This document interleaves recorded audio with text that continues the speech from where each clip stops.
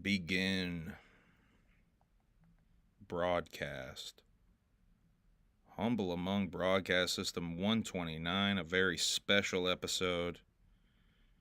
I gotta change the notes from 129 to 130 because we're doing something so special tonight. What up, y'all? Let me share the link out in a couple of spots. If you would like to take some time out of your day or night and share the link on your socials as well. Steve-O, why do you do this every time? If you would like to share this on your socials as well, I'm going to do that. Hold on a second here. Let's go to old Twitter. Live now.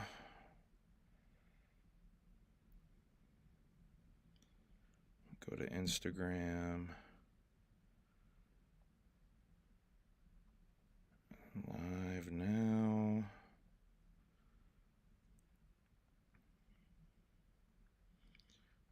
Lincoln Stories.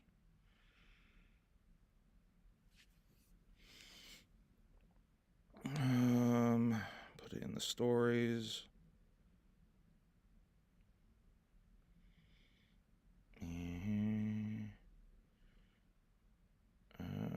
Watch here. I'm live now.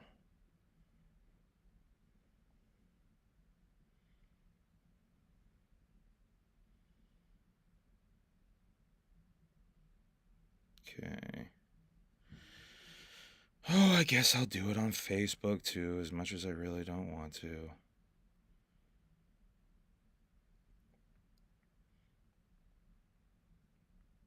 Lincoln. Comments.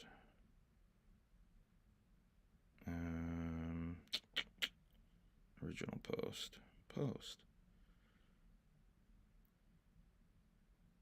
No, get out of here.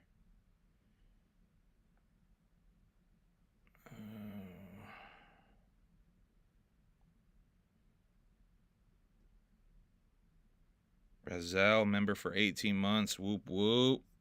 What the fuck is up, HABS? What's up, Razal? How you doing, homie? Sharing these links out here. All right. Now, I got a very special show for you tonight. So, last time, what up, y'all? Last time I was talking about, last time it was the reverse episode, right? And we were talking about, does Eminem still hold a grudge? Is Eminem still blackballing the Insane Clown Posse and Esham behind the scenes? This is a topic I've kind of lightly tackled a couple of times before. When Eminem did his Rock and Roll Hall of Fame speech, he mentioned a lot of Detroit legends, left out Insane Clown Posse and Esham, two artists who I think no doubt in my mind, had an influence on Eminem and his career and his sound, everything about it. I mean, he straight up gives Esham props on song. That's where kind of this whole thing started. He drops this Doomsday Part 2 music video where he had, on 313 Day, on Detroit Day, has some new Detroit artists in it as cameos. And it's a music video with Cole Bennett. Now, Insane Clown Posse, we're just on Adam and Wack explaining the Cole Bennett relationship and how that seemingly fell through. How Cole was gonna do a music video but kind of fell off. And I was putting forth the notion that maybe Eminem doesn't say the nicest things behind the scenes about the Insane Clown Posse and Esham to this day. Maybe he does still hold a grudge, which I think he does. And this Esham clip, I told you guys about this Esham interview last time, but I had not watched it. I wish I would have watched it. So that's why I'm presenting this Esham clip as its own thing tonight. I'm going to break it down, but I'm going to also play you a bunch of clips. Because he said a bunch of shit on here that I found interesting. I want to just watch, I wish I could just watch the whole damn thing with y'all, honestly, and just pause and commentate on it while it's going down, but I think, unfortunately, that would get me a definite copyright strike. And I'm trying to avoid that. I'm trying to be a good boy and do the right thing. But I want to talk about this because as the interview went on, I could sense tension in Esham. And the guy's questions, the interviewer, Kid L, the Kid L podcast is the name of the podcast. We're going to be looking at it here in a second. The guy, seemingly on the surface, has a semi-popular podcast about Detroit rap music. And you would think that the dude would know his shit and do some research, at least surface level, about Eminem and Esham's beef. This guy, we're gonna see it. I'm gonna show you it when we get to it. This guy straight up was asking Esham questions like, why didn't Shady Records, he doesn't say it, but he's implying, why didn't Shady Records try to sign you? Why didn't that crew try to sign you, Esham? And I'm just sitting there, I'm like, why would you ask Esham that question, dog? He also goes on to say, by the way, you can hear the train in the background. He also goes on to ask the question, because Esham says he's never seen 8 Mile. So he asked the question, they never approached you to be in 8 Mile? Like, dude, come on, guy. And so the interview goes on, and Esham is like, you can tell he doesn't want to get off the subject of the Eminem stuff. And it kind of becomes, I don't want to say a train wreck because I don't think Esham was in the wrong at all. In fact, this is going to be not me beating up on Esham on here. This is going to be me sort of being like, what the fuck was this interviewer doing? Why didn't this interviewer do a little bit more research? But yeah, he ends up towards the end, he ends up sort of walking off the podcast. It's 51 minutes long, the entire episode, but towards the end, he's done, and he's mad. He straight up seems mad when he walks off. This is the Kid L podcast. Here, I'm going to show you guys right now. This is the podcast. Kid L is the YouTube channel. And, yeah. Doing it. You're supposed to be happy you sitting there with Kid L. Why you mad? The Kid L podcast. So I don't know what the context of was with that beginning. I don't know if that's the way he opens all of his episodes, but Esham definitely gets mad in this. I didn't know that. I don't know if this is like a foreshadowing thing or what. Rockin' and rollin', one of the most anticipated. Anyway, I'm not gonna play you the whole thing, but I am gonna break this down, and I am playing you some clips from it because it's fucking fascinating. How's the chat doing, first of all? Oh, Steve-O just turned on the Xbox One, which hasn't been turned on in a long time. Thank you, Steve-O. I'm glad that you just did that. Steve-O just booped it with his nose. With their nose. Steve-O's gender neutral. Steve-O just booped it with their nose and turned on the Xbox One. Are you proud of yourself, Steve-O? All right. All right, chat. How you doing? How's everybody doing? I'm going to smoke a little bit before we break this down. Actually, I'll probably just start fucking breaking it down while I smoke this. How about that? We'll just do that. So Kid L immediately says something. I want to see if I can find this. Kid L opens and says something about getting death threats. Setting up this interview. Let me see if I can find this real quick. Guest to ever be on the Kid L podcast. Esham is in the building. How you doing today, man? What up, though, Kid L? How you doing? Thanks for having me, man. Yeah, of course, man. Yeah, when I go through my comments, when I go through everybody that wants to know about Detroit history, where it all started, they talk about pioneers. Yeah, somewhere in here, he says something about getting death threats on social media for not booking Esham or for booking Esham. I need y'all's help with this. Your name comes up every single time, man. I'm getting death threats, bro. You know what I'm saying? Like, so this is kind of like I had to do this interview or else I would have died and shit. So he's claiming he was getting death threats for not doing an Esham interview, right? Interesting. Oh yeah, I'm not even showing you guys this. He claimed he got. Anyway. Yeah, I'm sorry to hear that. First of all, I mean, a lot of people are just passionate about the music and how it all started. And yeah, man, you got any questions or anything? I'm here. No, I just want. So maybe Esham, seeing his demeanor at the beginning here, maybe he was a little bit, I don't know, mad going into this or something. Maybe Esham did not have a good day.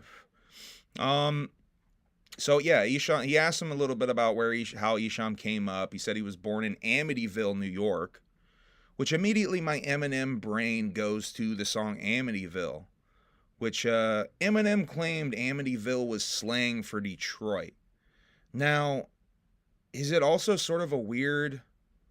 I mean, that's Marshall Mathers' LP. I don't think at that point he's trying to show... he's not trying to throw darts at Esham. But did Esham take that Amityville track as a subtle diss too? Just like I'm not acid rap, but I rap on acid. Which, if you guys don't know, that's really where the shit started. On the intro to the first song, Kill You, on Marshall Mathers' LP, he says, I'm not acid rap, but I rap on acid. On Slim Shady LP, he says, I'm a mix of Manson, Esham, and Ozzy. Esham liked that one. Esham liked I'm a mix of Manson, Esham, and Ozzy. But on the second album, he really did, and they were already beefing with ICP at this point. Esham was beefing with Eminem was beefing with ICP at this point. Obviously, the disses to ICP are on Marshall Mathers. So maybe he took that as a diss, and the Amityville thing. So Esham's actually born in Amityville, New York, but grew up in Detroit, grew up on 7 Mile. He calls Detroit the Garden of Eden before crack hit. He says there was apple trees growing in Detroit in his backyard. And then the crack hit, and it's just like a bomb went off. It's just a war zone. He basically said there was war in it, like a war in his neighborhood over this shit. He mentions White Boy Rick. I think that's the coke dealer dude from Detroit, right? I think that's who he brings up. But yeah, he says Esham says he was a school kid. He describes himself as a school kid, not a street kid. He says he wasn't in the streets like that, but his brother, his older brother, was. And if you guys don't know about his older brother, that's the guy that really got Esham into music. He gives him some of this, he gives him props later on, but he's the guy that really pushed Esham to get into the music and stay out of the streets. He did a lot of street shit to get Esham into the music shit. But Esham, James, I believe is Esham's older brother's name. James is the reason that Real Life Productions became a thing, and I think helped run Real Life for a while there. Yeah, Esham goes on to talk about there's no one to look up to at all in Detroit as far as like music industry people. There's no like blueprint for him to follow, so he sort of had to make his own blueprint. He said there's no one to show him what to do. He basically he got a keyboard and a drum machine, and was basically just in his room like a nerd mastering his craft while other kids were outside playing sports and shit. Talks about it being a lot harder to make records back in the day without software, without being a copy and paste shit. You have to do everything analog. Literally, you got to do everything analog. How everyone can make a record these days, but not everybody can sell a record these days. The difference between selling physical media and digital and how we get paid as artists these days is way different. Fractions of pennies versus, I mean, in Esham's day, he's selling stuff right out of, I mean, he's independent as fuck, so he's selling his product right himself and getting all the profit, or some of the profit going back into maybe pressing more shit, maybe printing flyers, making merch and shit, but he's getting to pocket all of that profit. These days we get pennies. We get like very fractions from streaming. I just drooled. Did y'all see that? Let's see.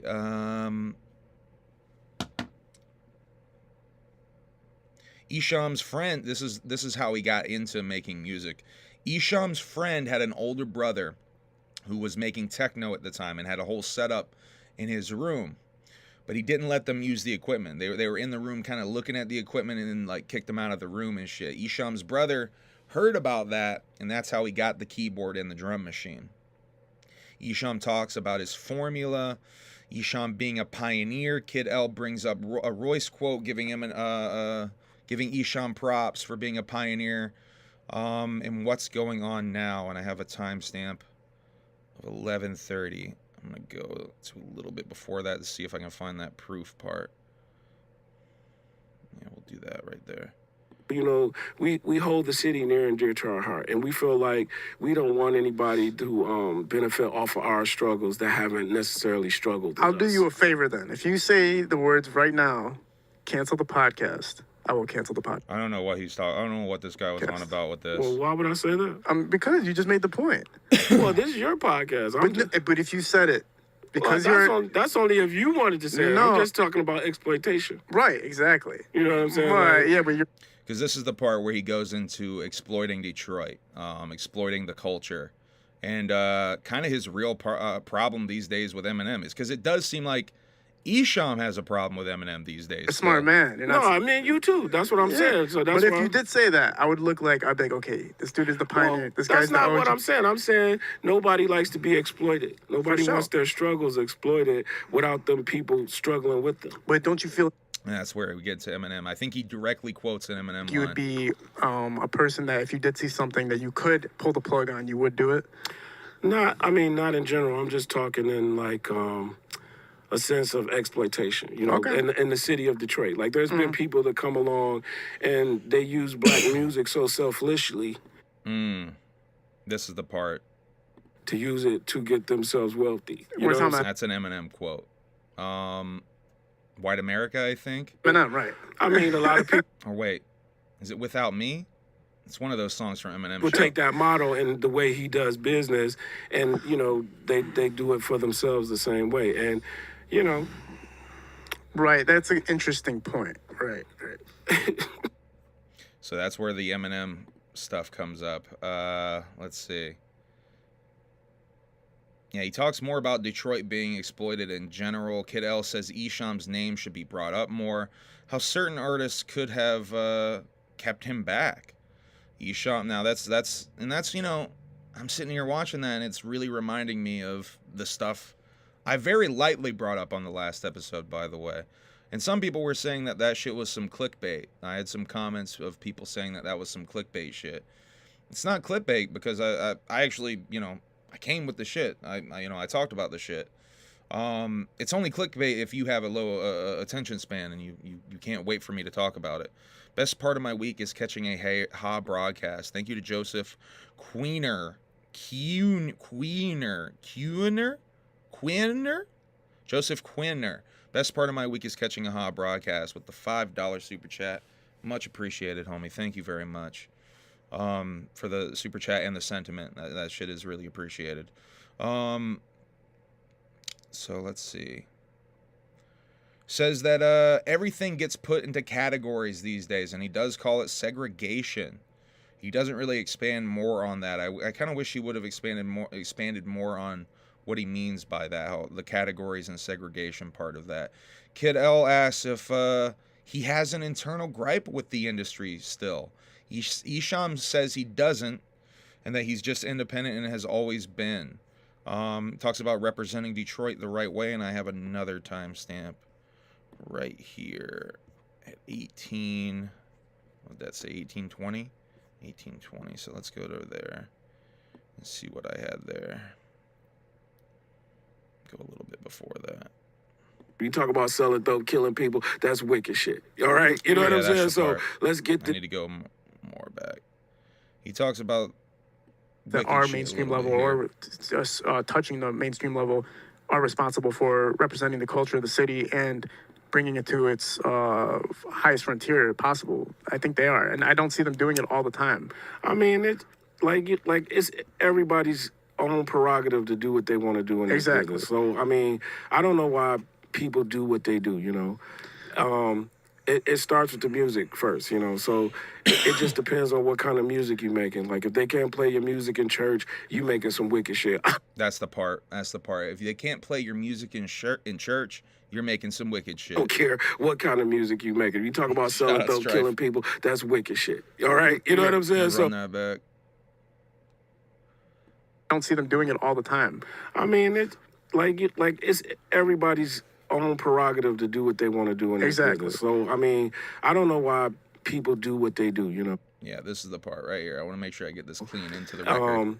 it starts with the music first, you know. So it just depends on what kind of music you're making. Like if they can't play your music in church, you making some wicked shit. I don't care what kind of music you making. You talk about selling dope, killing people, that's wicked shit. All right, you know what I'm saying? So let's get this clear. Like the sound of Detroit, the Detroit sound. Oh, I made that sound up. Yeah, this is where he gets a little cocky. He gets it, and you know, deservingly so. He gets cocky, and he deserves to get cocky because honestly, Esham should talk his shit more. The man should talk his shit more. Y'all keep acting like that's not my sound. You know what I'm saying? But before me, there was none. You know what I'm saying? These people don't look better than me. They don't dress better than me. They don't rap better than me. They don't smell better than me. It's that's what's going on out here. You know what I'm saying? So it's like I am not here to get any flowers because a man can't give me flowers anyway. You know what I'm saying? So I'm here to just set the record straight as far as doing business and doing good business. And when people mention some really good shit here. The city of Detroit, they mention your name. You want them to say your name in high regards, like you know you putting the city up and not putting the city down. Oh, for sure, man. And all right, let's see. Y'all can stare at my goofy face some more. They talk about the red tape a little bit here and how that actually ended up sort of. Esham feels like the red tape almost fed in to the what they called the red zone, which I think they mean like basically the hottest, the war zone, if you will, where the crack epidemic was the worst. That's what I'm assuming they mean by the red zone. They talk about the red tape in the red zone. Esham talks about how he doesn't sell dope, he sells hope. Kid L asks about the scene at that time. Esham says there was no scene. There was other rappers, but they were just imitating what they saw on television, essentially. They were just imitating other shit. Esham created a whole new genre. And I have another timestamp here. 2150. Let's go to that. Man, I made up a genre of music that so many people make millions of dollars to this day off of. To this day! To this fucking day off of. They make millions of dollars. Let's go a little bit further back and get some context. What was the scene like for you around that time? What were you perceiving at that time? Well, the scene, it really wasn't no scene. You know, you had a couple people putting records out, like I said, but they didn't necessarily have any style. They were more or less doing what they saw on TV, whether it was gangster rap or whatever, you know what I'm saying? Mm-hmm. I didn't just make up a rap, man. I made up a... What I like about this is you guys can see how accurate I try to make my notes sometimes. Unless I'm doing Shaggy Show, then they're sometimes wildly inaccurate. Genre of music that so many people make millions of dollars to this day off of. To this day! To this fucking day off of. They make millions off this genre of music. So when I was a kid thinking I was just making... You guys hear that part, right? Up a rap? No, that's not what was happening. I was making a genre of music. And some of music's biggest artists to this day get paid off of my formulas, man. You can see a lot his formulas of high success mainstream artists that do have some similarities to what you originated. It's the formula. It's just like peanut butter and jelly is peanut butter and jelly. I don't care how you flip it. You can put nuts on it, you can put anything on it, but it's still peanut butter and jelly. But even like the horrific aspects of the lyricism, sometimes like the ways that you went into it. Absolutely. I made... Now, Esham's still pretty cool here. He's not, you can tell, I think he starts the interview off a little annoyed. Then he cools down. I think he likes talking his shit.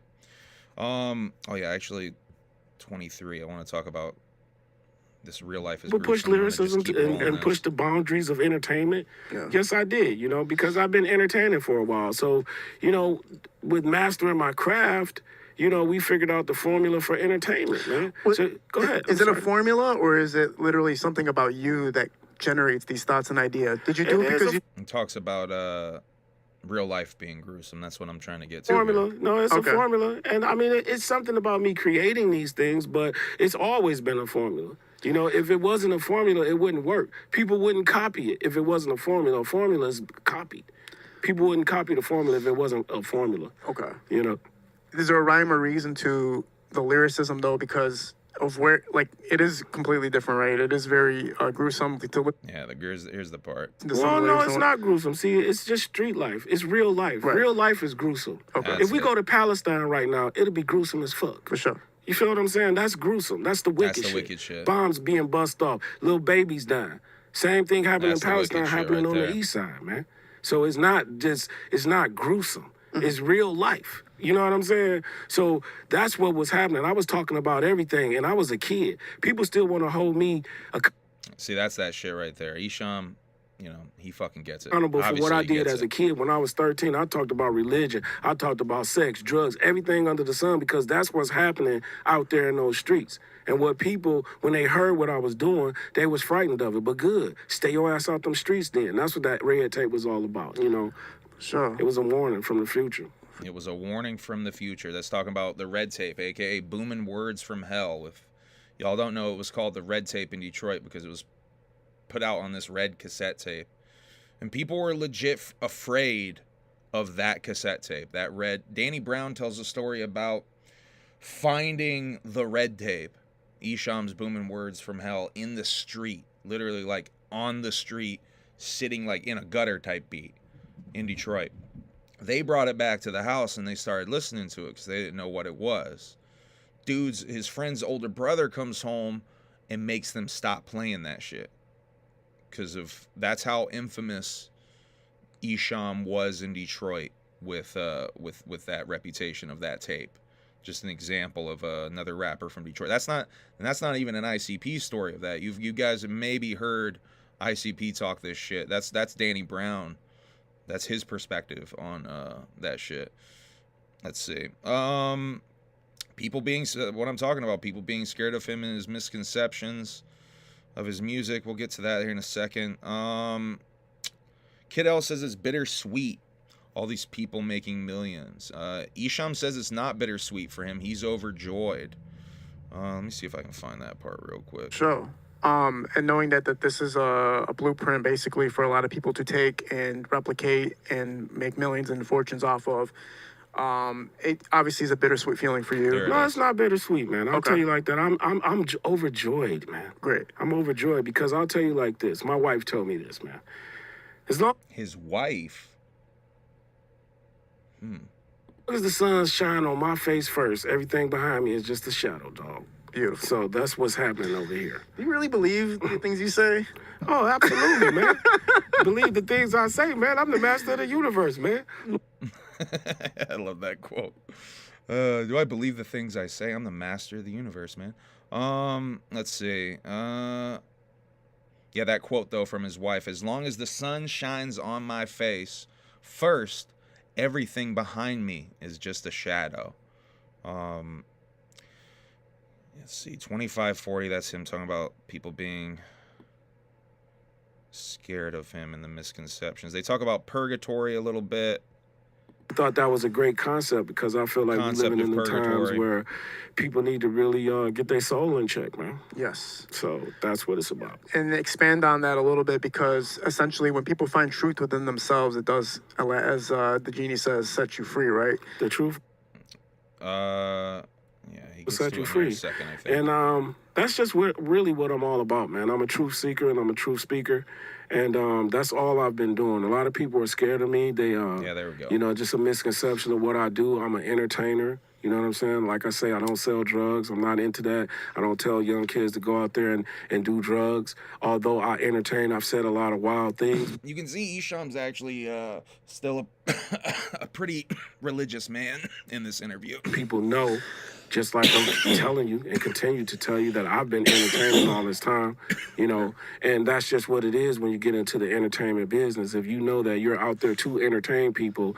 I didn't know that either, Trickster. I didn't know that either, that Esham was married. Then that's what you're doing. Right. And like I say, I'm not out here trying to steer nobody down no wrong path or, you know, tell them to get into a life of drugs and violence, because it just ends in one place, you know, the cemetery. So, well, see, Esham's message is so misunderstood by people, man. They really don't understand.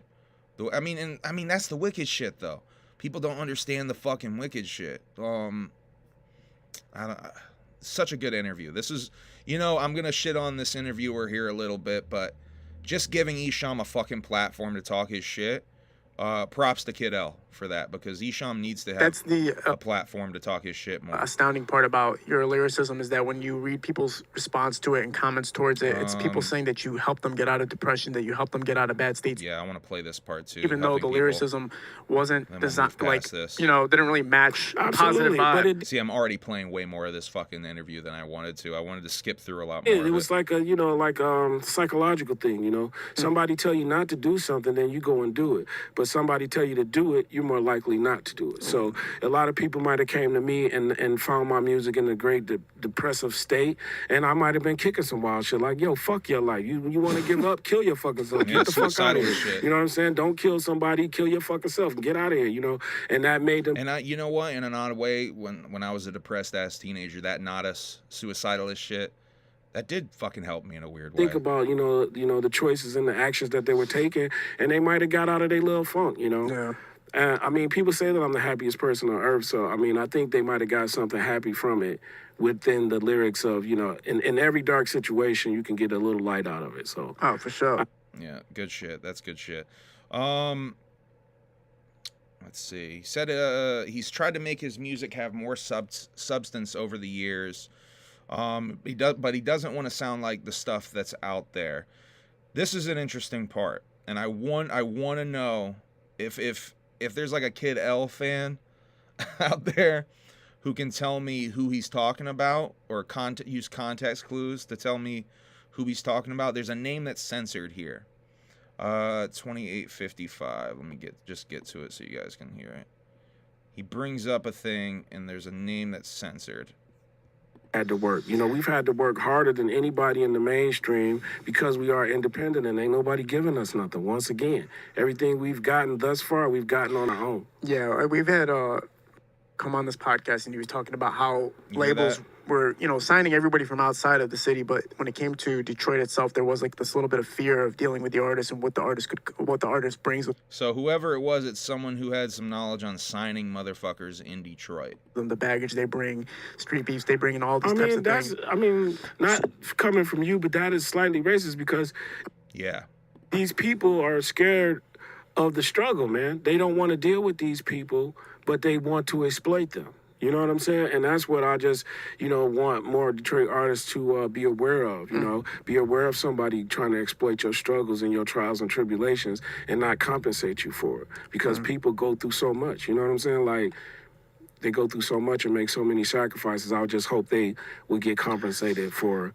And this is also going back to the Eminem stuff earlier. I feel like he's talking about Eminem. Their stories and their struggles, man. No, absolutely. Yeah, when I talk to people on this couch, when you hear their trauma-induced life that they live, it is an unfair just that their stories are told for profit or for monetization and nothing. All right, anyway. Let's see. Yeah, Esham said it was slightly racist, what he said there. Let's see. Here's where ICP and Eminem come up. 30-30. When people highlight your name, obviously some other names come with it. Some people you've had part of influence with, and people that careers you helped trajectory for. And obviously we bring up names like ICP and Eminem and stuff like that, where you got to see the trajectory of their careers, and you guys share a lot of similarities when it comes to lyricism, how your approach is to music, and everything that comes with hip hop itself. Mm-hmm. With the exception of like jitting and dancing and beatboxing and stuff like that. But it was an interesting tale, and I know everything's been cooled out since then. But talk about the beginning of that. So this is really interesting. He's going to talk here in a second about the first time. He asked mostly about ICP here, notice. He says Eminem, but he's really asking about ICP here. That era of running into Eminem, running into ICP. The first time I ever met Eminem, I don't even know if I want to tell that story. That, you guys, what is that story? We've heard the ICP story. What's this story? It ain't right. Eminem, I have to tell that. But I met Eminem one time, like twice. But the first I met Eminem one time. Well, like twice. But the first time I met him, it was ill. You know what I'm saying? And he had to be sitting on this couch for me to tell that story. Right. What is that? I think he's coming on next Monday. So when Yeah, he comes okay. on, Well, Em, if you come on here and tell that story, I'll back you up. You remember that first time I met you?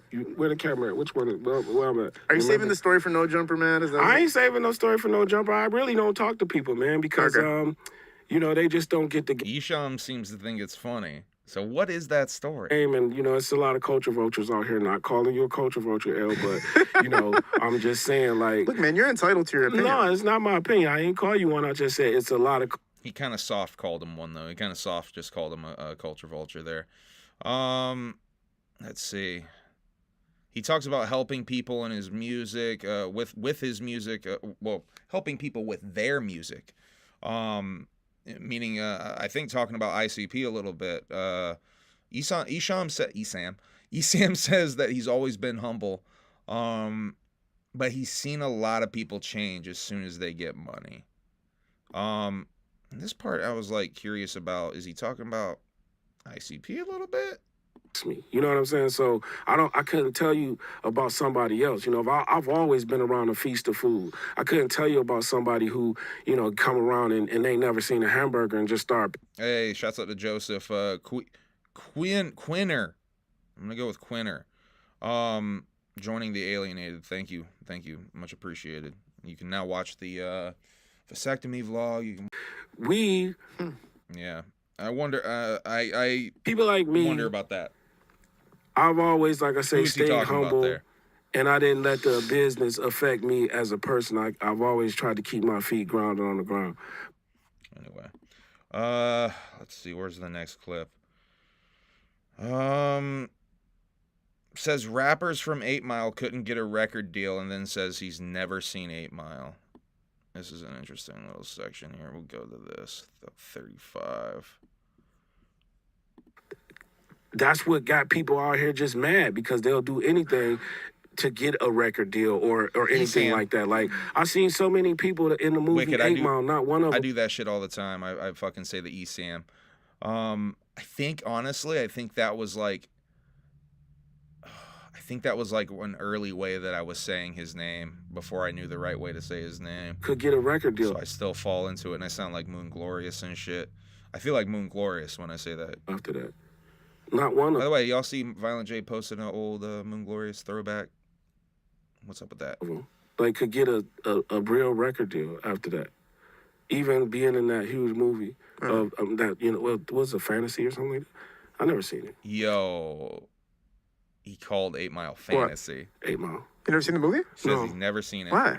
Because I live on 8 Mile. I know what the real 8 Mile look like. How would you know if you didn't see it? What it is? Well, it's a rap movie about a rapper that be punching motherfuckers in the face in the city of Detroit. That shit never happened. How do you know you're not in that movie? I know I ain't. How do you know you're not in that movie? What the fuck is that? So this is the first question that I'm like, what the fuck is that question? He's going to ask him about being in the movie here in a second. Yeah. Did you get an offer to be in that movie? Yeah. You hear that? Did you get an offer to be in that movie? Hey, look at the look on his face, too. He's like, this motherfucker. He asked me what? Why would Esham, hold on. Why would Esham get an offer from Eminem at that time period to be in that? That's after Tongues dropped, no? Why the fuck would Esham be asked to be in? Yeah, dude who said he was gonna kidnap my kid, come be in my movie. What the fuck? Anyway. Nah, they wouldn't give me no offer to be in that movie. That would have been sick to see you in that. I mean, it would have been mad sick, bro. It would have been sick to see you in 8 Mile. Now, how do you think Esham's taking this at this point? It would have been sick to see you in 8 Mile, bro. it was just too much going on back then, man. Right. You know? Well, you know, that's the interesting thing, right? Like, Proof was obviously in the movie, like they had his own character or whatever. Now, this is a good question. Esham got a real good question. That's what I would. When you like to know why Proof couldn't play Proof in 8 Mile? I think that is a good. Why couldn't Proof play Proof in 8 Mile? Why did they get an actor to essentially play Proof's character in 8 Mile? Why couldn't Proof play Proof? Eminem's playing Eminem. Wait, because That's Eminem a played Or B Rabbit. Question, ain't Eminem, it? but like Proof That's a didn't. question for him. And why Proof couldn't play Proof at 8 Mile? What did you? But Esham, by the way, went to the same high school with Proof. That came up earlier in the podcast as well. they did put a lot of Detroit rappers in there, like that That's were what I'm upcoming. saying. And Yeah. none of those guys got record deals afterwards. But you do have to wonder, like, What was you, that like about? remember this though. Remember what you said earlier in this conversation that good crack doesn't sells itself, right? So if an artist is good enough, regardless of what type of Good product sells itself. He was explaining the Esham's dope hoe analogy. Let's see. And this is where it gets crazier. Yeah, 8 Mile not putting Detroit on and exploiting is brought up again after this. 3740 Kid L asks. This is the part, y'all. Kid L asked him if he was ever asked to be on M's label.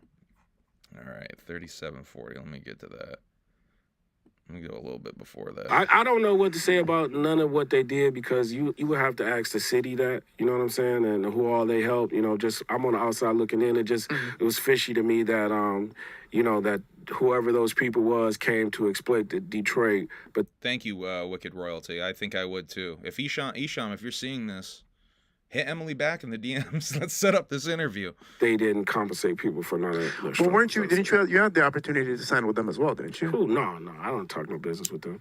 Nope. You didn't have an opportunity to sign with that camp at all, or like be a no. part of that at all. No, why would I? Okay. I mean, What a I crazy don't have nothing question, against y'all. them, but No, why would I? What a crazy question. I'm running Did you it sign back. with that camp at all, or like be a no. part of that at all? no, why? What a fucking question. Hold on, y'all. I gotta get this. And then it was fishy to me that you know, that whoever those people was came to exploit the Detroit, but they didn't compensate people for none of that. Well, weren't you? Didn't you? You had the opportunity to sign with them as well, didn't you? Who? No, I don't talk no business with them. Nope. You didn't have an opportunity to sign with that camp at all, or like no. Why would you ask it twice? He asked him twice. He presses him on this. be part of that at all? No, why would I? Okay. I mean, I don't have nothing against them, but I mean, they don't actually put records out. I mean, whose record they put out? I mean, is it a real record company? What? I'm asking. I don't know. What are we talking about? Is Shady Records a real record company anymore? That is a good question. Is it? I don't think he really puts out records anymore. Everyone's released at this point, right? D12's not a thing.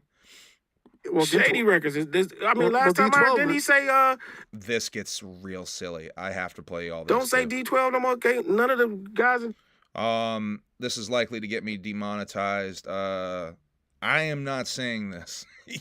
Esham is saying this. This is for educational purposes only.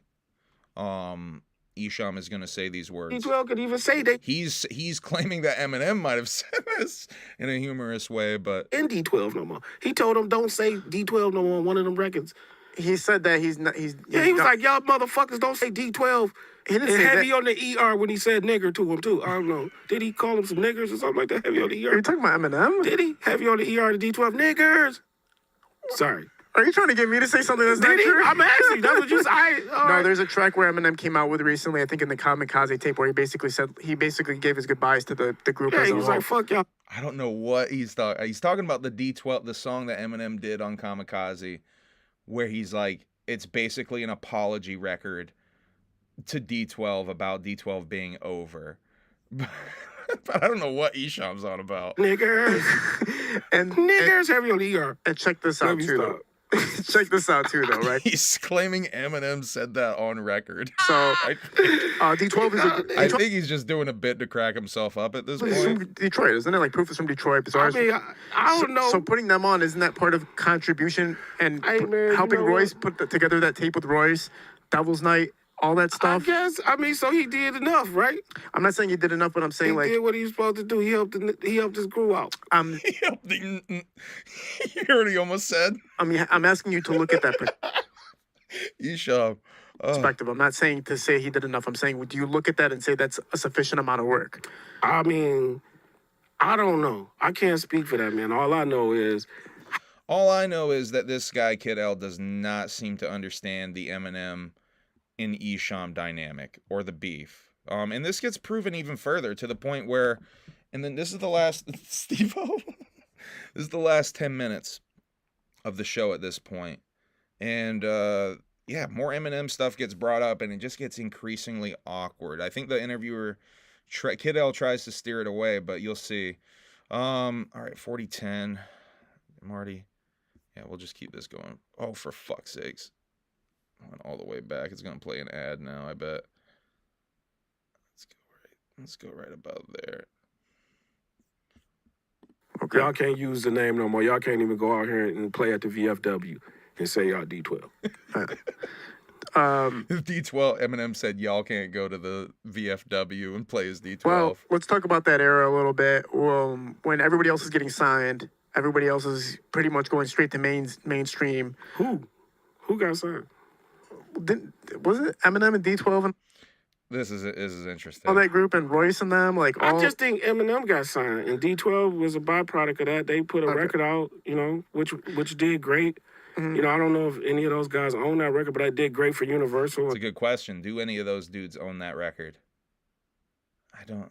They probably make splits on that record, right?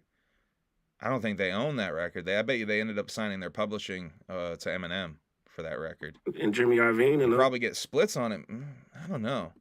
What was happening for you at that time, and when you're watching this situation? No, they don't. I would think they wouldn't, right, Wicked? I would think they would not own that record. First of all, why does it get to that point where you guys are not Dre, 50, and fucking M own that record, right? Connecting or talking when you guys are sharing similarities with your rap style? Jimmy Iovine owns that record. Everything like that. I mean, you gotta ask them, man. But what about you? Didn't you? They started with me first. Now this is interesting. They started with me first. Is that true? I want to know what he's citing there. Because the way I understand it is Eminem shouts him out on Slim Shady LP with "I'm a mix of Manson, Esham, and Ozzy." Esham liked that. I think he even used it on bootleg. Yeah, I think he used it on the bootleg fucking compilation. Bootleg from the Lost Vault, which is kind of like Esham's greatest hits. I think he uses that quote on the back of his record. So he liked that quote. He didn't like "I'm not acid rap, I just rap on acid" on the next record, though. He did not like that shit. And from my understanding, that's when he started dissing M. But I think the ICP thing must play in it too, because that's when Esham starts fucking with ICP heavy.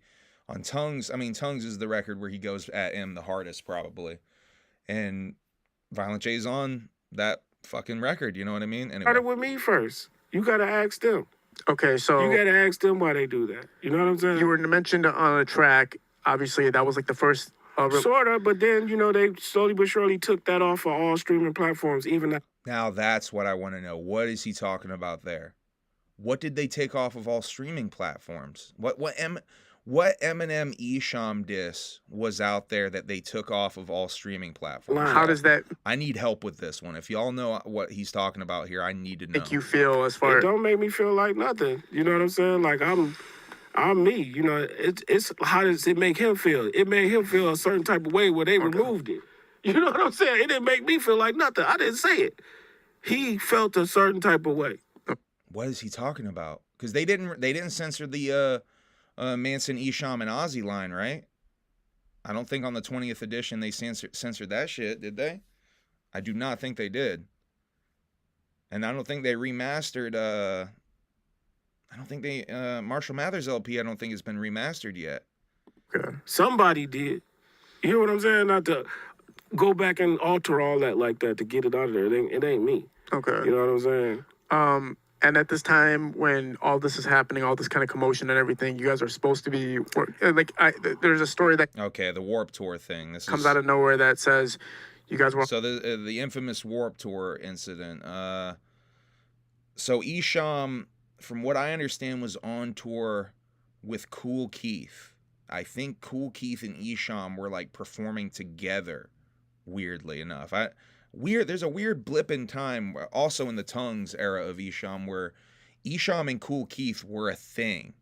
Kool Keith has a whole record produced by Esham, if you don't know, and Kool Keith shows up on Tongues twice. But yeah, there's a whole Kool Keith record produced by Esham. Weird fact that some of y'all might not know about. Kool Keith and Esham were on the Warped Tour. D12 was also on the Warped Tour. Sans Eminem, no Eminem. But yeah, the two crews kind of had a fight backstage. Esham and Kool Keith get kicked off of Warped Tour. It was a whole thing. Warped Tour together, and Bizarre made a statement saying that they had to jump you, basically. Like in all. Well, first of all, Bizarre was over there getting it's great. Some hot dogs from the hot dog stand. He wasn't even over there. You know, Rufus need to stop lying. You know what I'm saying? So he was over by the hot dog man getting some hot dogs. So I don't know if he even seen none of it. Like, straight the fuck up. But in all fairness, that was about the city of Detroit. It wasn't about Spank Master, yes, Native Wolf. That is the album. That's the Esham produced Kool Keith record. no raps I made. That was about the city of Detroit. Okay, how does it get to that point, though, where you guys It'd be like motherfuckers be talking shit, and you just be like, okay, it's on site. Oh, well, one thing that I heard, and not to...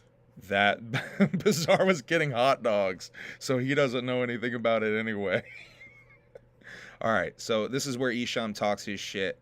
And this is something I've said about Esham many times. And he's right. He's so right. And I'm right when I say it too, damn it. This is what stems everything. He says that he's the only one who has defeated Eminem. Because he's the only one that dissed Eminem. And Eminem didn't say shit back. When Eminem technically initiated by saying his name and his genre on record. But that you But Eminem never responded to the Tongues disses, to any of the disses that Esham continued to throw at him throughout the years. And if he did, point it out to me. I want to know if Eminem has some subtle lines. Initiator in the dissing as well. Like you were an initiator in name dropping. Because you don't say my motherfucking name and be talking no shit. Mm-hmm. That's the whole point of that shit. We come from an era of rap where, oh, you gonna say my name, bitches? Oh, you don't even know. So that, I think, explains it a little bit better. He didn't like that he was... But he did like it when he said his name. He didn't like the genre being disrespected. So I'm coming. And I'm the only person that... Haley's in a coma, Mr. E. That's right. What a dark... That shit's dark, man. Haley's in a coma. That shit's dark, man. Lyrically defeated Eminem. Hands down, flawless victory. Like, he didn't even respond. It was like me beating up on a baby. Oh, we got to run that back. It's terrible. It was... the only person that He is. And you know what? He That's really is. That's the whole point of that shit. We come from an era of rap where, oh, you gonna say my name, bitches? Oh, you don't even know. Bitch, I'm coming. And I'm the only person that lyrically defeated Eminem. Hands down, flawless victory. Like, he didn't even respond. It was like me beating up on a baby. It's facts, though. It's terrible. People do argue about that for sure. I mean, there ain't no argument. I mean, the truth is the truth. It is what it is. Okay, cool. So I think that's where do y'all think that's where Esham's had enough? He looks done now, right? I mean, obviously, I know you don't. You're staying on the surface with everything, which I understand and I appreciate that. I mean, it's nothing. I don't have nothing against these guys. It's just, for sure, you would have to ask them, why would y'all be talking about this man and he from the city? They ain't talking about nobody else. Go talk about somebody else in some other city, but why would you go at this man? And I just feel like it was an attack on my character, just attack on my stance in the marketplace. You know, I'm moving units, I'm doing all type of shit, and I don't have the bosses that they had. Let's see. We got a couple more things I wanna play y'all. He says he fought 30 people in their crew during the Warped Tour thing, and does say it was proof in them.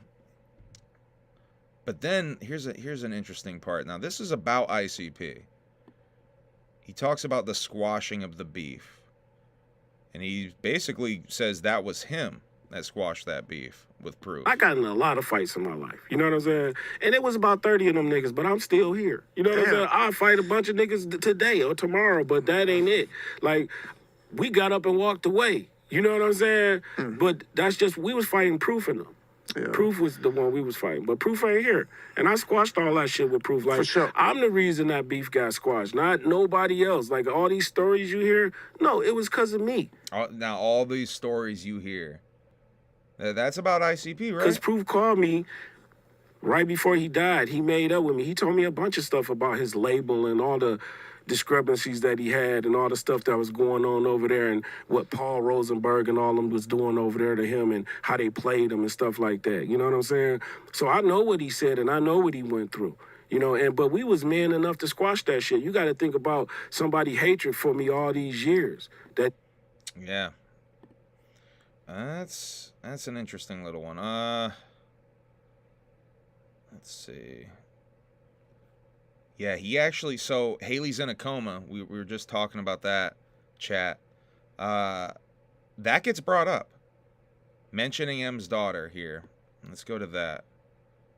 Hold on, what is that, 40? Oh, we're already there. Hold on, let's go forward like 10 seconds. No, it's deeper than that. It's deeper on a deeper level. I think like one of the things is obviously when you mention certain people's names in songs, like when you mention a daughter or anything like that. Man, shut the fuck up with that whole shit. I'm just saying, son. Nigga, you out here talking about mention a daughter. This nigga can say anything he want about somebody. Well, you know what I'm saying? no, it ain't no motherfucking when you mention shit. When you say my name, it's on. This is fucking rap, nigga. You said something about Christopher Reeves. He was paralyzed. What about his family? You said something about Michael Jackson. That's my motherfucking boy. Yeah, you can see he gets real heated there. Now right? what? I'm not you, but I think at this point, this is where he's done, but he's still not ready to say. That's what I'm saying, though. He's done though. So ain't no motherfucking you said something. So if he's still butthurt about that, fucking good, bitch. I'll say it again. So Esham clearly still holding the grudge. You know what I mean? Good. I say it again. Fuck him. All right, let's move on from that. It's still fuck Eminem in 2024 for Esham. Yeah, let's move on, nigga. Listen, at the end of the day, there's a lot of tension. It ain't no tension. It's just hoe shit. Like, niggas do hoe shit and motherfuckers say something to their ass. That's it. Yeah, but, you know, like you said, Proof helped mend the situation. I helped mend the situation before Proof passed away, yes. Yeah. And I did. I think it's unfortunate. Gracie in the chat says, I shared your YouTube live to Esham. Hopefully he hits Emily up so you can get that interview. Yeah, hopefully. Thank you, Gracie. That's a little interesting that, you know, Esham might be watching right now. What's up, Esham? That it's like there's two... Nothing but respect, homie. And this could have been a dynamic duo. This could have been a group. This could have been something bigger. A dynamic duo? I missed that. Yo, I missed that when I watched that earlier today. I'm just telling you what happened. I'm just telling you my part of the goddamn story. For sure. I ain't got nothing against these motherfuckers. This is the record business. But motherfuckers hold grudges against me for 30 years. And I'm too old to hold grudges. I'm too busy counting my blessings to hold some grudges, man. What the fuck I'm gonna do that for? And ain't nobody ever helped us do a motherfucking thing. You know what I'm saying? All these niggas been riding on coattails.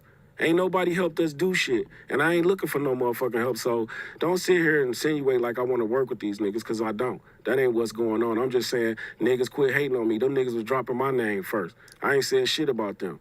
Ever. You know what I'm saying? Until they said some shit about me. And not everybody or whoever want to bring up, oh, you said something about his fucking daughter. Yeah, you goddamn right I did. I say something about his motherfucking mom. Man.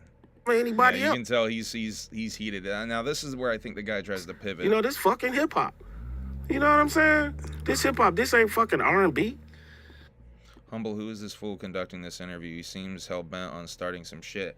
I don't think he was, dude. Papa, I don't think he was, because you'll see he kind of tries to pivot. I think he realizes he got Esham. Right. Ain't no fucking rules in hip hop. And if it was, then motherfucking niggas wouldn't be out here fucking getting exploited. That's how you know ain't no rules, because niggas getting exploited for their fucking struggles. Anyway, bro. Real shit. Yeah, man. He is seething. He is seething, Native Wolf. Listen, man. I know what the fuck you're saying at the end of the day. You know? You're a very surface level talker, but I do appreciate that. Yo, why? All right, now I'm back with Papa. It does, maybe he is hell bent on starting shit. You're very surface level. Why would you say that? Man, okay. Oh, yeah. Yeah, he says something about him going downwards. Yeah, he doesn't like that I either. think people read between the lines. They know exactly what the fuck you're saying. Hey, I'm flat out. I'll tell you right the fuck up. I ain't gonna hold your motherfucking ass up. You know what I'm saying? Talk about yourself personally, man. Your own spiritual journey as far I might just rock with the rest of this. watching yourself and your own timeline progress as a human, and how has your thought process changed throughout time? Spiritually, my thought process is the world is fucked up. You know what I'm saying? It's just as fucked up as Palestine right now. You know, I'm on that. I view the world, man. I don't just make music for Detroit. I make music for the world.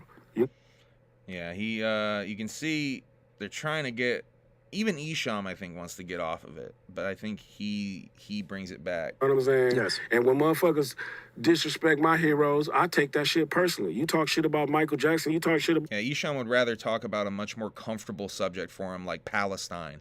Prince. Nigga, I'm taking that shit personally. You know what I'm saying? So I don't give a fuck who took anything I ever said on record. That's how you know my shit potent. That shit still hurt these niggas' feelings 40 years later. You know what I'm saying? Get the fuck See, it went right back to it, right? It went right back. out of here. Your feelings still hurt. Fuck you then. Your feelings Your feelings still hurt? See, he's so heated. should be hurt, you bitch. You know what I'm saying? I don't think anybody's feelings are still hurt. Niggas' feelings is hurt. And that was my point last week, y'all. I do think his feelings are still hurt. And I think that's why he maybe is saying shit behind the scenes and killing opportunities for ICP. Almost certainly killed opportunities for ICP over the years. Killed opportunities for Esham over the years. Because why wouldn't he? He's the biggest rapper in the world at that point. Why wouldn't he? Don't think they ain't. Don't think these niggas' feelings ain't hurt. I'm the blueprint. I'm exactly what these niggas want to be. And he's right again. Been to where they going, nigga. Don't think I ain't. I've been to the mountaintop, overlooking the whole fucking valley, nigga. Don't even fucking, Jesus my best friend. Y'all know. Y'all can try to count me out all you want. Count me out all you want, motherfucker. And I'm still counting. I'm counting faces 40 years later. Much respect to Esham, man. He's talking his shit, and he should be talking his shit. Let's see. This is a really bizarre part. Hold on. Yeah. Okay, you still got to ask him about going. Do you feel like, as far as reciprocation-wise from your audience and from everything you have accomplished, went downwards, or was my shit ain't? Now, what a fucking obviously like loaded to piss you off type question. Never went downwards, nigga. The stock is raising the roof. Okay. I'm still in business, nigga. Either this guy's a really bad interviewer and doesn't know what the fuck he's doing at all and like can't read the room, or this is kind of set up to piss Esham off a little bit. Right. All the niggas I see up, nigga, I'm still in business. I don't have no big homie, nigga. I am the big homie. Come on, man. I'm in business right now to this motherfucking day. To this day, nigga. I know it. To this day. I know it. What the fuck? You know what I'm saying? Look at him looking at the like, camera. Yeah, like, I tour the world. I go everywhere off. He's like, what am I doing here? A boy coming from the east side of Detroit, man, with no motherfucking help, nigga. I'm talking about none. I don't know no famous people. The most famous motherfucker I know, they all went to prison. You know what I'm saying? I don't know no famous people. All I know is how to hustle. And if you got something for me directly or indirectly, I just taught your motherfucking ass how to hustle. Yeah. And niggas be bumping their motherfucking gums about me, but they need to shut their dick suckers. Some real shit, man. You can tell he's just done, though. He is just so done. As far as this new tape that's coming out, man, when we just talked... This new tape that's coming out. He's talking about Purgatory again, by the way, y'all. So didn't do his research that the shit's been out for, like, almost a year. Didn't listen to the record. About the first tape. I mean, why is Esham sitting here like, why the fuck am I here? That drops to this tape being it. What can people... This is why I don't do interviews, goddammit. We'll see the differences. This is why I'm not going to get an interview with Esham either. With how you're putting out your music now. I'm just woke now. I'm fully awoke, man. Yeah, I'm a woke lion in the jungle. And these motherfuckers sleep. And everybody pray. That's it. I'm woke. Are you still paying attention to hip-hop itself? I pay attention to everything. I am hip-hop. I'm all of that shit, though. I'm a musician, though, homie. That's what I'm saying. Yeah. Because of me, motherfuckers like Beyonce, I make a country record. Y'all heard that, right? I inspire motherfuckers to do different things. That's what people get from me, man. Do you feel like you influenced Beyonce? I would say I inspired people to do different things. Okay. I think she might have got a hold of my record. I'll tell you like this. Let me tell you how far this shit go. Mm-hmm. The University of North Carolina, the Tar Heels, right now, they're in the ACC tournament. Yeah, we almost done now. See, I'm just letting this rock at this point. We're so close. Esham says the Tar Heel. Let me make sure. I don't have any thoughts I wanted to share. Let's see. Yeah, all right. Let's just let this rock out in the finish. The whole basketball team, the blue and white boys. Shout out to Armando Baycott and the rest of the team over there. They've been beating ass out there in the college basketball tournament, going all the way. And all those people on that team listen. They're rocking Esham music, the Tar Heels, apparently. My music to get motivated, to get them pumped up, to go out there and fuck shit up. Yeah. The reason they fucking people up and beating ass, because they listening to the hardest music in the world. That's what the fuck I make. I make the hardest. He makes the hardest music in the world. This music in the fucking world. Yeah. That's it, nigga. And can't nobody take that from me, and they know it's the fucking truth. And that's what. Talk your shit, Esham. The fuck they scared of. And I ain't got no boss, nigga. Independent completely.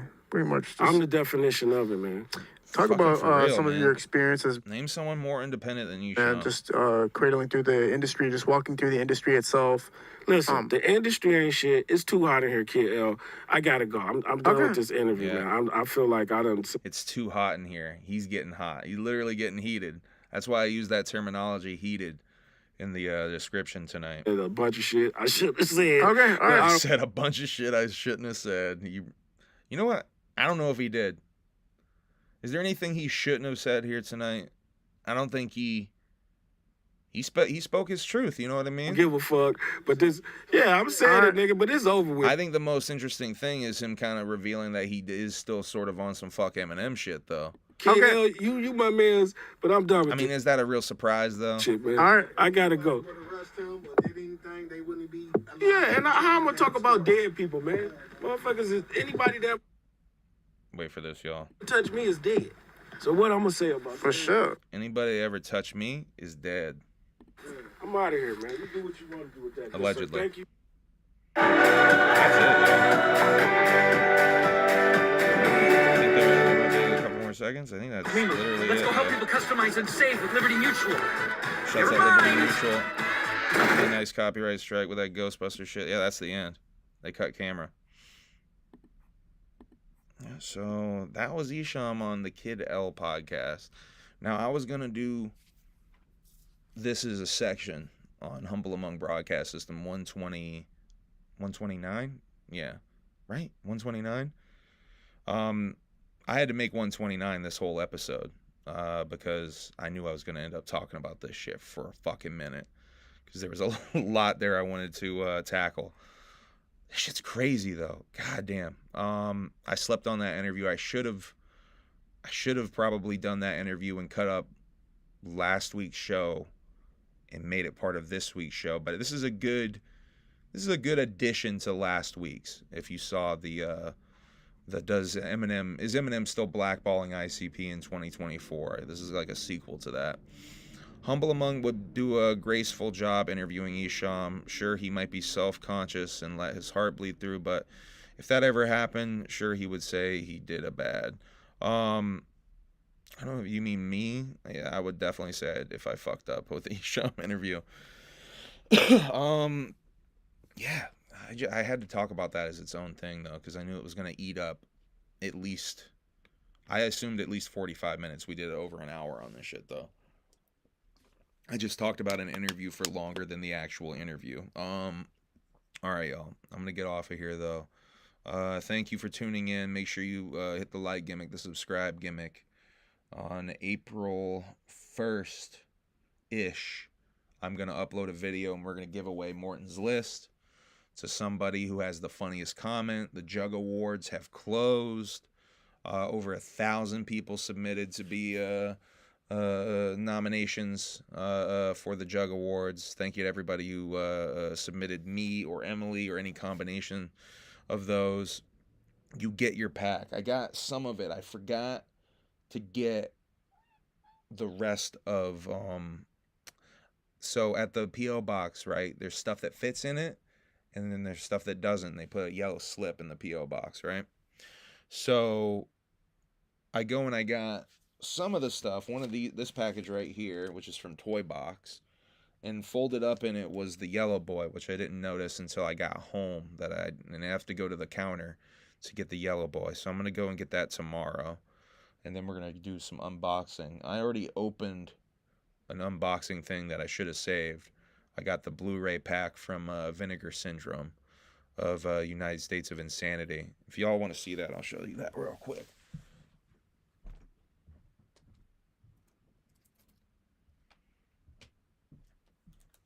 Oh, because I'm excited about this stack.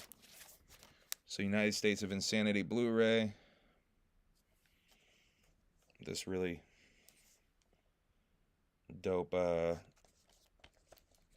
slipcase.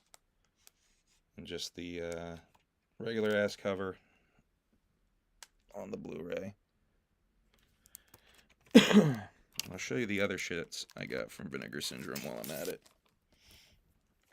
One of my first, if not my only 4K.